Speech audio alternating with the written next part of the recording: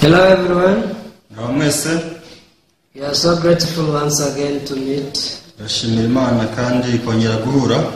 By the grace of God, we are able to meet through the technology and share the word. Kubw'ubuntu bw'Imana twongeye kubasha guhura ku ikoranabuhanga kugira ngo dusangire ijambo ry'Imana. So allow me to pray before we continue. Munyemere nsenge dutangire. Father God, we thank you. Data mu ijuru turagushimye. We are happy because we receive your word every day. Tunezerewe ko twakira ijambo rya buri munsi. Even though we are passing through the difficulties caused by COVID-19, Nuko turi guca mu ngorane zatewe n'icyorezo cya coronavirus. the whole world faces this pandemic.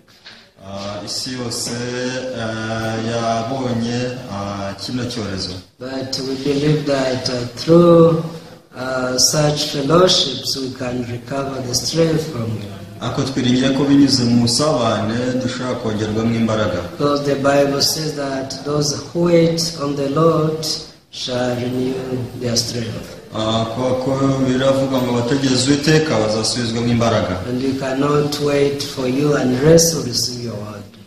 Rero nta kuntu twagutegereza kundi usibye kumenya ijambo ryawe. You guide this fellowship until we end in the name of Jesus. Uyobore amateraniro kugeza dusoje dusenze kwizera mu izina rya Yesu. Amen.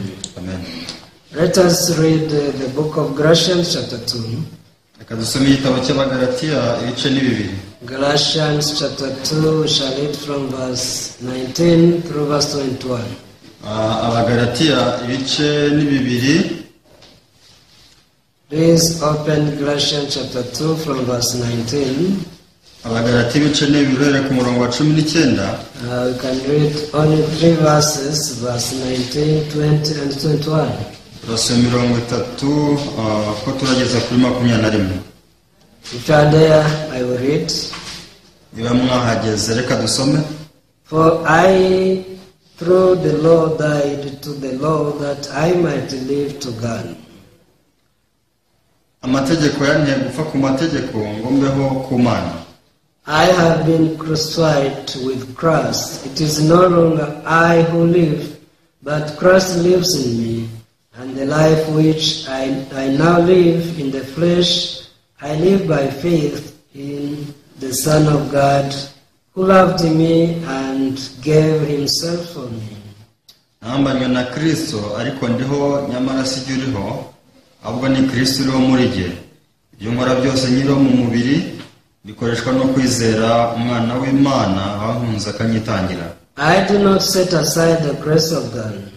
For if righteousness comes through the law, then Christ died in vain. Simindura ubusa ubuntu bw'Imana kuko niba gukiranuka kuzanwa n'amategeko Kristo aba yarapfiriye ubusa. We have read up to verse 21. Tugejeje ku murongo wa 21. Once a family receives a new baby, a newborn, Igihe umuryango babonye umwana mushya uvutse, actually before they receive him or her, they have to prepare. mbere yuko avuka bagomba kumwitegura. They have to prepare the clothes, Bagomba gutegura imyenda, they have to prepare the food, bagategura ibyo kurya, they have to prepare everything in order this newborn to grow.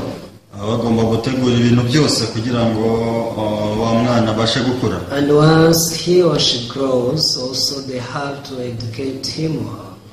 Iyo akuze igiye hejuru batangira ibyo kumwigisha. Until this newborn becomes someone who can be responsible. Kugeza ubwo wa muntu azageraho nawe akabasha kwigenga. Who can also bear and give fruits. Nawe igihe kikazagera akabasha kubyara imbuto. Same to our life when we talk about spiritual life. Icyo kimwe natwe rero iyo tuvuga iby'ubuzima bw'umwuka. How one can receive salvation and be born again. Ese ni gute umuntu yakwakira agakiza akavuka ubwa kabiri? Actually, it's the same because one who is delivered has has nothing to do. nicyo kimwe kubera ko ubyarwa ntacyo gukora gihari aba afite. But the parents, once a newborn is received in the family, mu gihe uvutse avukiye mu muryango, they find everything ready for them to grow. asanga ibintu byose byariteguwe byo kumubeshaho, because parents are responsible to that newborn. kubera ko ababyeyi be baba bagomba kumwitaho. In order to be born, you do nothing. rero kugira ngo uvuke we nta kintu ukora, But for you to grow also and turn into a grown-up person, you can do nothing. kandi no kugira ngo ubashe gukura wigire ejuru nabwo ntacyo ugomba gukora. Parents must be responsible up to the end. usanga ababyeyi aribo birengera ibintu byose kugeza wigiye ejuru. Likewise, in terms of spiritual life, icyo kimwe rero n'imibereho y'umwuka, we first of all receive the birth. turabanza tukavuka. How can we receive the birth, or how can we be born again? ese twavuka gute nibwo twabyarwa ubwa kabiri? Actually, Apostle Paul wrote this in the first chapter in Galatians chapter 1. intumwa Pawulo yari yabyanditse mbere mu Bagalati igice cya mbere. Let us read verse 4 and verse 6. reka dusome umurongo wa 4 n'uwa 6. Okay, chapter 1 verse 4 says, "Who gave himself for our sins, that he might deliver us from this present evil age, according to the will of our God and Father." igice cya mbere umurongo wa 4 aravuga ngo witangiye ibyaha byacu ngo aturokore iki gihe kibi cya none nk'uko Imana Data wa twese yabishatse. Yes, when we read this verse, dusomye iki cyanditswe, we can see that there is someone who gave himself for our sins. tubasha kubona ko hari uwitangiye ibyaha byacu. And who is this? so ninde? This is Jesus Christ. uwo ni Yesu Kristo. In order to be born again, you have to listen to the gospel. kugira ngo uvuke ubwa kabiri ugomba kumva ubutumwa bwiza. That is the story of Jesus, how he forgave all of your sins. niyo nkuru ya Yesu itubwira uko yatubabariye ibyaha byacu byose. Because Jesus came down in the world, kuko Yesu yaje mu isi and he suffered because of my sins and your sins. kandi yababajwe kubw'ibyaha byanjye nawe, And he gave himself for our sins. yitangira ibyaha byacu, And he did this to deliver you, kandi yabikoreye kugira ngo aducungure, so that you can be righteous. kugira ngo tubashe kuba abakiranutsi. In other words, mu yandi magambo, we're people who were destined to perish, twari abantu bari bakwiriye kurimbuka, but we received grace. ariko twakiriye ubuntu. The grace of God is unconditional. rero ubuntu bw'Imana ntibugira ikigombero. No one prayed to God so that Jesus can come, nta muntu wigeze asenga ngo Yesu aze, but God thought that he needs to beget us, ariko Imana yarabikoze kugira ngo aturokore, so that we can be his child, his children.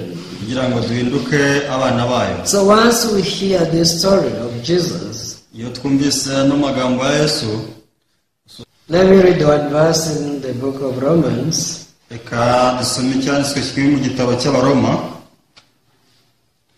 Romans chapter 3, Abaroma ibice ni 3, verse 23 and 24.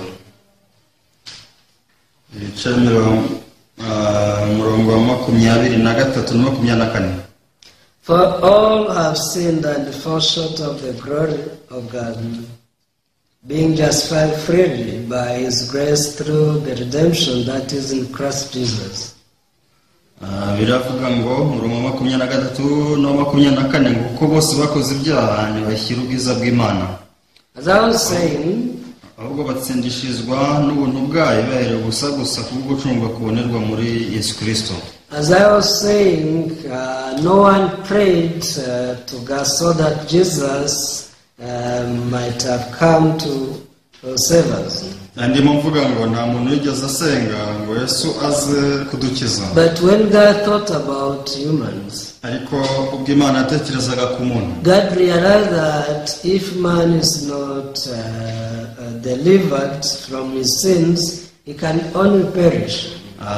ariko Imana abonye ko umuntu adakijijwe ibyaha bye nta kindi cyamuha usibye kurimbuka. Because all human beings were sinners. Kuko twese abantu twari abanyabyaha. The Bible says you have sinned. Biravuga ngo twese twakoze ibyaha. And we fall short of the glory of God. Kandi twese twagiye kure cyane y'ubuntu bw'Imana. In other words, no one can achieve the glory of God by himself. Mwende magambo nta muntu wakwigeza ku bwiza bw'Imana ubwe. No one can be righteous by his works. Nta muntu waba umukiranutsi ku Mana ku bw'imirimo ye. That's why in order for us to be the children of God, rero kugira ngo tubashe kuba abana b'Imana, we needed Jesus to come and give himself for our sins. Twari dukeneye Yesu kwaza akitangira ibyaha byacu. So Jesus came. Yesu rero yaraje. That's why verse 24 says, umurongo wa 24 avuga ngo, being justified freely by his grace through the redemption that is in Christ Jesus. ahubwo batsindishizwa n'ubuntu bwayo ibaherewe gusa kubwo gucungurwa kubonerwa muri Yesu Kristo. We were redeemed. Baracunguwe. The gospel of Christ talks about how we were redeemed. Ubutumwa bwiza bwa Kristo butubwira uko twacunguwe. How our sins were forgiven by this redemption. Uko ibyaha byacu byose byakuweho na kuno gucungurwa. So through the redemption we are able to be righteous. Rero binyuze mu gucungurwa tubasha kuba abakiranutsi. That's why the gospel of Christ Impamvu ubutumwa bwiza bwa Kristo tells us how we are able to be born again. tubwira uko dukwiye kuvuka ubwa kabiri. So today we read Galatians chapter 2. Rero twasomye mu Bagalati ibice bibiri. In the book of Galatians chapter 2, we can see the story of how Galatians, they forgot the gospel. Galatiya ibice bibiri tubasha kubona uko abakristo bibagiwe ubutumwa bwiza. Actually, in chapter 1, Apostle Paul preached to them the gospel. Rero rusoma igice cya mbere nko Paulo yababwirije ubutumwa bwiza. That was the gospel of grace. Bwari ubutumwa bwiza bw'ubuntu. How they can be righteous apart from the works of the law. Uko bahinduka abakiranutsi bidaturutse ku mategeko. How Jesus redeemed all of their sins. Uko Yesu yacunguye ibyaha byabo. But they did consider this as valuable. Ariko ibi ngibi ntabwo batekereje ko ari byo. They thought they can do something in order to please God. Batekereza ko ari icyo bakora ngo bashimishe Imana. They turned their back from the gospel to the law again. Rero bateye umugongo ubutumwa bwiza bahindukirira amategeko. So when Apostle Paul heard this, he was grieved in his heart. Rero intumwa Pawulo ubwo yumvaga ibi ngibi yarababaye mu mutima we. So again he preached to them. Yasubiye kubabwiriza. He wanted to explain to them the difference between the grace of God and the law. Ashaka kubasobanurira itandukaniro hagati y'ubuntu ndetse n'amategeko. And in chapter 2, mu gice cya kabiri, he start telling them, atangiye avuga ngo, where we read in verse 19, aho twasomye umurongo wa 19, for I through the law died to the law that I might live to God. amategeko yanteye gupfa ku mategeko ngo mbeho ku Mana. What does this mean? Ese bishatse kuvuga iki? Actually, in order to live as a child of God, ubundi kugira ngo tubeho nk'abana b'Imana, there are two kinds of baptism you must receive. hari imibatizo ibiri ugomba kwakira. One is to die. Umubatizo wa mbere ni ugupfa. Because if you don't die, kubera tudapfuye, if you don't kill your thoughts and your logics and your wisdom, kandi magambo utisha ibitekerezo byawe bisa naho byumvikana ubwenge bwawe n'ibitekerezo byawe byose, if you don't deny yourself, utiyanze, there's no way you can receive the grace of God. nta bundi buryo ushobora kwakiramo ubuntu bw'Imana. Because always grace goes together with faith. kubera ko igihe cyose ubuntu bujyana no kwizera. If you doubt to somebody, rero uramutse ushidikanyije ku muntu runaka, even if he or she gives you a gift, nubwo wenda kuguha impano, you can never receive it. igihe ntabwo waba ucyakiriye. But once you trust them, ariko uramutse umwizeye, whatever they give you, you receive it happy. icyo gihe icyo azaguha cyose uzacyakira You wishimye, receive it with a thankful heart. uzacyakirana umutima ushima. But if you doubt, ariko mu gihe ushidikanya, you may say, what if he wants, or she wants to poison me. atese yaba ashaka kundoga Even if you are hungry, nubwo icyo gihe waba ushonje if you think that somebody poisoned others, uramutse umenye ko umuntu runaka ajya atanga ibihumanya when he or she gives you food, you cannot eat.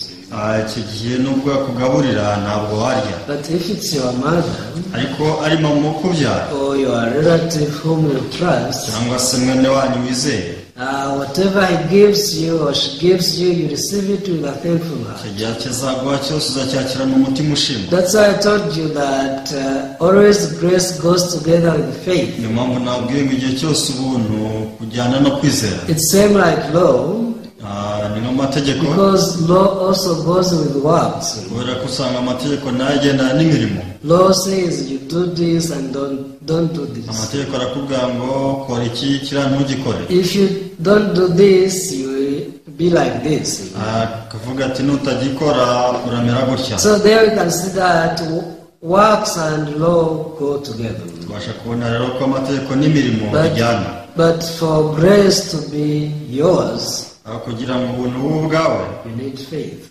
ukeneye kwizera. But how can you receive faith? asa ni gute wakwakira kwizera? The Bible says in Romans chapter 10 verse 17, abaroma ibice 10 umurongo wa 17, the Bible says faith comes by hearing. kwizera guheshwa no kumva. So when you listen to the story of Jesus, rero yumvise inkuru za Yesu, when you listen to how your sins were forgiven, yumvise uko ibyaha byawe byababariwe, faith enters your heart kwizera kwinjira umutima wawe, and you receive the grace of God. hanyuma ukakira ubuntu bw'Imana, You receive the righteousness of God. ukakira gukiranuka kw'Imana. And from then on you testify that you are perfect righteous. ubwo rero utangira guhamya ko uri umukiranutsi utunganye. But before you receive this faith in this way, ariko mbere yo kwakira kwizera muri ubwo buryo you have to deny yourself. ugomba kwiyanga. Because actually the reality and the truth of the Bible is different. ubundi ukuri ibigaragara n'ukuri kwa Bibiliya biba bitandukanye. Why do people cry that they are sinners? se kuki abantu barira bavuga ko ari abanyabyaha? Why do people even now ask forgiveness of sins before God? ese kuki kugeza hano abantu basaba imbabazi ibyaha byabo imbere y'Imana? In reality, when they check their hearts and what they do, they are sinners. nuko ikiriho iyo basuzumye imitima yabo basanga ibyo bakora ari ibyaha. They every day commit sins. bisanga igihe cyose bakora ibyaha. They lie. barabeshya, They steal. bariba, Some commit adultery. abandi barasambana, Others have lust in their hearts. abandi bafite irari mu mitima yabo. Not some, actually. It's all people, sinavuga ngo ni bamwe, ahubwo ni abantu bose, including me and you. ari njye ndetse nawe. nuko When we check our hearts, iyo turebye imitima yacu, when we check what we do, iyo turebye ibyo dukora, you cannot dare to say that you are perfect righteous. ntabwo ushobora kuvuga ngo uri umukiranutsi utunganye. And this is the reality. ibi rero ni ibigaragara So n'ibiriho. when people focus on the reality, rero abantu iyo bitaye ku biriho they deny the word of God. usanga banze ijambo ry'Imana. But when they deny their realities, ariko iyo birengagije ibiriho, that's when they can receive the truth in the Bible. icyo gihe nibwo babasha kwakira ukuri kwa Bibiliya. Think about this. reka tubitekerezeho. People spend 10 years in the church, abantu bamaze nk'imyaka 10 mu rusengero, others 20 years in the abandi church, 20, even 50 years in the church. ndetse na 50 bayimara. But every day they cry saying, I'm a sinner. ariko buri munsi basenga n'amarira bati turi abanyabyaha. They don't have insurance about their salvation, about their eternal life. nta cyizere bifitiye rwose cy'agakiza cy'ubugingo buhoraho. So the reason is because they didn't deny themselves. nta yindi mpamvu ni uko batigeze biyanga. They need this baptism to deny themselves. rero bakeneye umubatizo wo kwiyanga ubwabo. That is dying on the flesh. ibi ngibi nibyo bita gupfa k'umubiri. Actually, this is what Apostle Paul was meaning in verse 19. ibi nibyo n'umwa Pawulo ashaka kuvuga ku murongo wa 19. Because he said, for I through the law died through the law. bakora ngo amategeko yanteye gupfa ku mategeko. So how can you die to the law? ese wapfa ku mategeko gute? Law tells you to do something. amategeko akubwira gukora ikintu runaka and not do something. no kutagira icyo ukora. But once you die to the law, ariko upfuye ku mategeko it means that guidance of the law, it has nothing to do with you anymore. ya mategeko ya mirimo utegekwa n'amategeko nta kiba ufite ubureho nayo. In your life there is no law to tell you do this or don't do this, kigiye mu buzima bwawe ntabwo ufite uko bwamba ntugakora utyo ujya ukora utya. which means you are already dead. kigiye no gukira ahubwo uba upfuye. Because once you are dead, no one can come to you and tell you you got to fetch water or you got to do this. kubera ko igihe upfuye ntawe ushobora kuza kubwira ngo jya kuvoma amazi kora iki n'iki. Sometimes when you are told to do something, you complain. hari ubwo ubwirwa gukora ikintu runaka ukinuba. But once you die, ariko iyo upfuye no one can tell you to do something. ntawagira icyo akubwira gukora. Which means you are free from all works. kubera ko icyo gihe uba ubohotse imirimo yose. So this is what verse 19 says. icyo ni cyo umurongo wa 19 utubwira. But why did Apostle Paul prefer to die to the law? ese ku kintu Pawulo ahisemo gupfa ku mategeko? The Bible says iravuga ngo that I might live to God. kugira ngo mbeho ku Mana. It's not that he wanted just to live however he wants. so ku Mana ishaka ko mbaho uko nishakiye. But he came to discover that once he died to the law, he can live to God. ahubwo ni uko yaje kumenya ngo uramutse upfuye ku mategeko wabaho ku bw'Imana. Because people who are connected to the law or to their works, kuko abantu baboheye ku mategeko cyangwa imirimo yabo they are always tired. igihe cyose barabananiwe. Because they want to work for themselves. kuko baba bashaka kwikorera ubwabo. But once we die to the law, ariko iyo dupfuye ku mategeko, that is when God can start to work in our lives. ni cyo gihe Imana itangira gukorera mu buzima bwacu. Verse 20, umurongo wa 20, I have been crucified with Christ. It is no longer I who live, but Christ lives in me. And the life which I now live in the flesh, I live by faith in the Son of God, who loved me and gave himself for me. nambanywe na Kristo ariko ndiho, nyamara si jye uriho, ahubwo ni Kristo uriho muri jye. ibyo nkora byose nyiriho mu mubiri mbikoreshwa no kwizera umwana w'Imana wankunze akanyitangira. Yes, after we understand how Jesus forgave all of our sins, tumaze kumva ko Yesu yatubabarira ibyaha byacu byose, we receive the second birth. twakira kuvuka ubwa kabiri. So we are no longer led by the first birth of the law. iki gihe ntabwo tuba tukiyobowe nuko twavutse bwa mbere dukora n'amategeko. We become free from the reality. ahubwo tuba tubohotse ukuri kw'ibiriho. But on the other side, ako mu rundi ruhande we are bound by the truth. tuba tubohewe mu kuri. What is the truth? ukuri ni iki? The truth is the word of God. ukuri nta kindi ni ijambo ry'Imana. So once the word of God says that you are righteous, igihe rero ijambo ry'Imana rikubwiye ngo urakiranuka, because you are free from the reality, kubera ko wabohotse ukuri kw'ibiriho, you speak that I am righteous. igihe nawe ubasha gusubiza ati ni umukiranutsi. Once the truth tells you that you are the child of God, igihe ijambo ry'Imana ariko kuri kubwiye ngo uri umwana w'Imana, you say that I am a child of God. igihe uravuga uti koko ndi umwana w'Imana. Once the word of God says that you are healed, Imana nivuga ngo ijambo ry'Imana igihe rivuze ngo urakize, you say I am healed. igihe uravuga uti yego koko ndakize. Once the word of God says that you are rich, ijambo ry'Imana rikubwiye ngo urakungahaye, even if you don't have a single coin, you say that I am rich. nubwo nta giceri na kimwe waba ufite mu mufuka urasubiza uti ndakungahaye. Why? kubera iki? Because you are free from the reality. kuba ko icyo gihe waba wabohotse ukuri kw'ibiriho, Yet you are bound by the truth. ahubwo icyo gihe uboshywe n'ijambo ry'Imana. In that case, it's no longer you who is living, icyo gihe ntabwo ari wowe ukiriho, but Jesus is living in you. ahubwo ni Yesu muri wowe. Let me give you an example. reka mbahe urugero. One day Jesus spoke to Peter.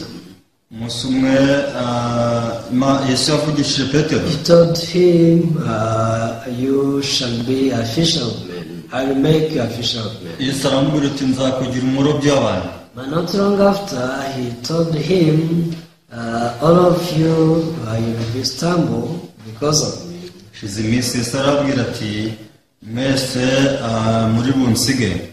When Peter tried to analyze these two sayings, he was confused. Petero ubwo yumvaga izo mvugo zombi yagize urujijo. He said, Jesus, maybe it's not me. Petero yaragize atari njyewe sindimo. But Jesus told them, Yesu arababwira ngo, yeah, it is written yanditswe ngo, that when the shepherd is beaten, all sheep will be scattered. ndetswe ngo nzakubita umwungeri intama zitatanye. So it will happen according to the scripture. Rero byagombaga kubaho nk'uko byari byanditswe. But Peter denied. Ariko Petero yanze kubyemera. No, I can't deny. Atuyanjye ntabwo nakwihakana. I cannot betray you. Ntabwo nakwihakana, ntabwo naguhemukira. Maybe Andrew can do it. Wenda we Andereya yabikora. But me, I can't. Ariko njyewe oya.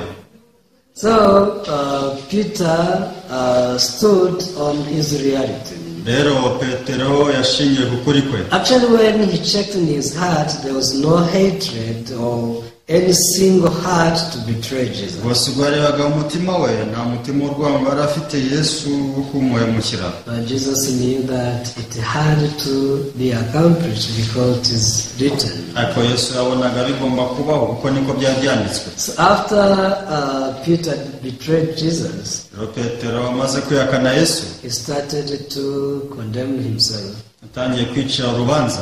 Yes, he remembered the word of Jesus. Ko yibutse ijambo rya Yesu. But he thought maybe it's impossible to be the fisherman. Ariko yaje kwibwira ati hari sinshobora kusinywa mu rubyo abantu. Because I betrayed my Lord. Kubera ko nihakanye umwami wanjye. He went back to the sea to fish the fish. Yatumye yisubirira ku nyanja kuroba. Jesus, who knew this even before it happened, akoko Yesu arubizi na mbere uko bibaho, it didn't affect him at all. Nta cyigeze bimukoraho namba. Because always he could speak to Peter according to the promise of God, according to the scripture. Kwa igihe cyose yavugishaga Petero ashingiye ku isezerano ry'Imana ryo byanditswe. So when you are born by the truth, rero yuboshywe n'ukuri, you are free from all other things. ubohotse ibindi bintu byose. Jesus was not shocked for Peter to betray him.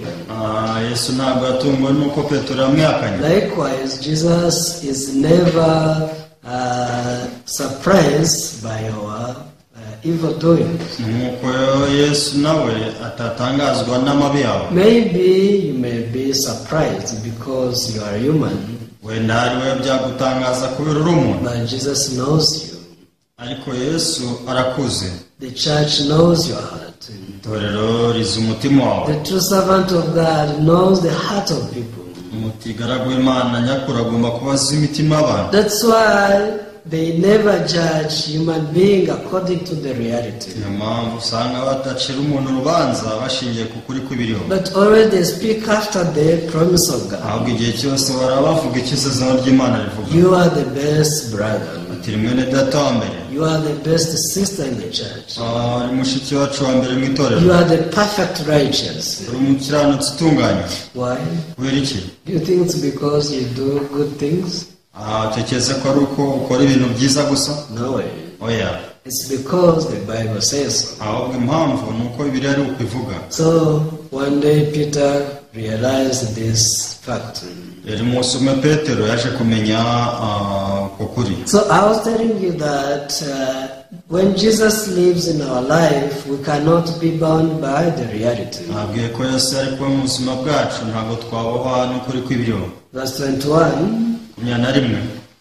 I do not set aside the grace of God, for if righteousness comes through the law, then Christ died in vain. Simindura ubusobanuro bw'Imana kuko niba gukiranuka gukuzanwa n'amategeko Kristo yarapfiriye ubusa. Actually, people should think twice. Ubundi abantu bagomba gutekereza ubugira kabiri. Some people say, bamwe baravuga bati, what if I receive the forgiveness of sins and later I can't sin? Atese byagenda bite nakire imbabazi ibyaha nyuma ngakora ibyaha? So if you don't sin, ese udakoze ibyaha, do you think you became a good person? Tekereza ko utakoze ibyaha wabaye umuntu mwiza? No. Oya. Actually, before receiving salvation and after receiving salvation, flesh is still flesh. kuko mbere yo kwakira agakiza ni nyuma yabyo umubiri uba ukiri umubiri. That's why the Bible says that the just shall live by faith. niyo mpamvu bibiri ivuga ngo ukiranuka azabeshwaho no kwizera. I told you that there are two kinds of baptism. nabwiye ko hari imibatizo y'uburyo bubiri. One, you die on the reality. uburyo bwa mbere ni uko upfa mu bigaragara. But the second one, the second baptism, umubatizo wa kabiri, you have to be bound by the truth, that is faith. ugomba kuba umwe n'ukuri kwa bibiri ariko kwizera. Once you receive these two kinds of baptism, you start to live happily. iyo wakiriye umubatizo w'uko ari ibiri ubasha kubaho wishimye. Because that's when you cannot mix the grace of God and the law. kuko nicyo gihe udashobora kuvanga ubuntu bw'Imana n'amategeko. Verse 21 says clear that we should not put aside the grace of God. We should not put aside the grace of God.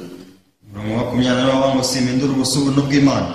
Let's say maybe you go to heaven because after you receive salvation you did commit sins. reka tuvuke wenda ugiye mu ijuru kubera ko nyuma y'agakiza usigeze ukora icyaha. So what is the role of grace there? ese icyo gihe ukuri ubuntu bwawe bumaze iki? Actually, the grace becomes meaningless or vain in that case. icyo gihe ubuntu nta kintu bwaba bumaze habe na gato. If you can go to heaven because you did commit sin. uramutse ugiye mu ijuru kubera ko utakoze icyaha, Because you didn't lie, kubera ko utabeshye, you didn't commit adultery, ntiwigeze you usambana, didn't steal. ntiwigeze wiba. Yes, let's say it's because you received salvation, but after receiving salvation you didn't commit these sins. reka tuvuge ko wenda byabaye mbere y'agakiza ariko nyuma y'agakiza ntigeze ukora ibyaha nk'ibyo. But do you think if you go to heaven because you didn't commit sin, God will be fair? ese utekereza ko uramutse ugiye mu ijuru kubera ko utakoze ibyaha Imana kuko yaba ari ntabera? Because that time He will decide according to what you did. kubera ko icyo gihe afata umwanzuro ushingiye ku byo wakoze. God will put aside the grace He gave people icyo gihe yashyira hasi ubuntu yagiriye abantu, and judge righteous people according to their works. hanyuma igatangira igacira imanza abantu ushingiye ku mirimo bakoze. But if it is like that, ariko niba ari uko biri, the Bible says if righteousness comes through the law, then Christ died in vain. Bibiliya yavuze ngo niba simpindura ubusa ubuntu bw'Imana, kuko niba gukiranuka kuzanwa n'amategeko, Kristo aba yarapfiriye ubusa. So Peter realized the promise of God that stands forever. rero Petero yamenye isezerano ry'Imana rihoraho bihe bidashira. And from that time he was free from the reality. icyo gihe rero yabashije kubohoka ukuri kw'ibiriho. And he started to consider himself as a fisherman, atangira kwifata nk'umurobyi w'abantu, as the king, umwami, as the prince. ndetse nk'umwana w'umwami. Even if you are fleshly, rero nubwo waba uri umunyamubiri, once you stand on the promise of God, uramutse uhagaze ku isezerano ry'Imana, you can live as the king, ubasha kubaho nk'umwami, you can live as the prince. ubasha kubaho nk'umwana w'umwami. So as we conclude, let us read the testimony of Peter in the book of 1 Peter. reka turebe mu rwa mbere rwa Petero, ubuhamya bwa Petero. 1 Peter chapter 2, Petero wa mbere ibice ni 2, verse 9 and 10. umurongo wa 9 n'uwa 10. Here the Bible says, but you are a chosen generation, a royal priesthood, a holy nation, His own special people, that you may proclaim the praises of Him who called you out of darkness into His marvelous light. akomebwe mu bwoko bwatoranijwe abatambyi b'ubwami, ishyanga ryera n'abantu Imana yaronse kugira ngo mwamamaze ishimwe ry'abahamagaye, ikabakura mu mwijima ikabageza mu mucyo wayo bitangaza. Who once were not a people, but are now the people of God, who had not obtained mercy, but now have obtained mercy. kera ni mwari ubwoko ariko none muri ubwoko bw'Imana, kera ni muri akababarirwa ariko none mwarababariwe. Yes. This is the heart of God towards you. Ni umutima Imana ifitiye abantu. You are a chosen generation. Ubwoko bwatoranijwe. You are a royal priesthood. Abatambyi b'ubwami. You are a holy nation. Ubwoko bwera. You are a special person to God. Abantu badasanzwe ku Mana. Because God chose you to proclaim the praises of Him. Barako Imana yadutoranirije kuyihimbaza. Yes, before you were in darkness, mbere mwari mu mwijima, but now has called you His marvelous light. none yabahamagaye umucyo w'itangaza. Before you were a sinner, mbere mwari abanyabyaha, but now you are righteous. ariko noneho muri abakiranutsi. Before you were not forgiven, hari mutarababarirwa, but now you are forgiven all of your sins. none mwabariye ibyaha byanyu byose. You are a prince. muri abami, abana b'ubwami. You should consider yourself like this. uku niko mugomba kumenya ko ariko muri. Once you are bound by the truth, burya igihe ubufe n'ukuri, you are free from the reality. ubuhotse ukuri kw'ibigaragara. And once you are dead, actually you are free to what has been bothering you. iyo upfuye ku byawe byose, ubuhotse byari bikuboshye byose. So I believe that you have died from sin niringiye ko mwapfuye ku cyaha, and the law, amategeko, but you are alive in the grace of God. muriho mu buntu bw'Imana. So if you differentiate these two things, ibyo mubitandukanije, you can live in the world as a priest, as a prince or a princess. waba mu isi nk'umwana w'umwami. And wherever you go, aho uzajya hose, you think like a prince or princess. uzifata nk'umwana w'umwami. You behave like prince and princess. uzifata nk'umwana w'umwami. And it will be automatic actually. kandi ibyo ngibyo bizikora. Let's pray. dusenge. Father God, we thank you. Data wo mu ijuru turagushimye. Thank you because of your grace. gushimiye ku bw'ubuntu bwawe. By your grace we are forgiven all of our sins. ubuntu bwawe waba utubabara ibyaha byacu byose. By your grace you are made perfect righteous as your son Jesus. ubuntu bwawe duhinduye abakiranutsi nk'umwana wa Yesu Kristo. By your grace you made us the prince and princess of your kingdom. ubuntu bwawe duhinduye abana ubwami bwawe. So we believe that you don't consider us according to the realities, but according to your promise. twiringiye ko utadufata nk'uko tugaragara, ahubwo dufata ushingiye ku isezerano ryawe. Please allow us to judge ourselves also accordingly. natwe twemereye twicira urubanza nk'uko uruducira. Let us give the value to the gospel of Christ. twemereye duha agaciro ubutumwa bwiza bwa Kristo. The gospel which tells us that you are perfect righteous. ubutumwa bwiza butubwira ko turi abakiranutsi batunganye. The gospel that freed us from our sins. ubutumwa bwiza bwatubabariye ibyaha byacu byose. We thank you. turagushimye. May you bless all viewers, umugisha abakurikiye bose, so that they can live according to your heart, after your heart. babashe kubaho kubw'umutima wawe. In the name of Jesus I pray. dusenze twizeye mu izina rya Yesu. Amen. amen. Thank you very much. turakoze cyane. See you next time. tuzasubira ubutaha.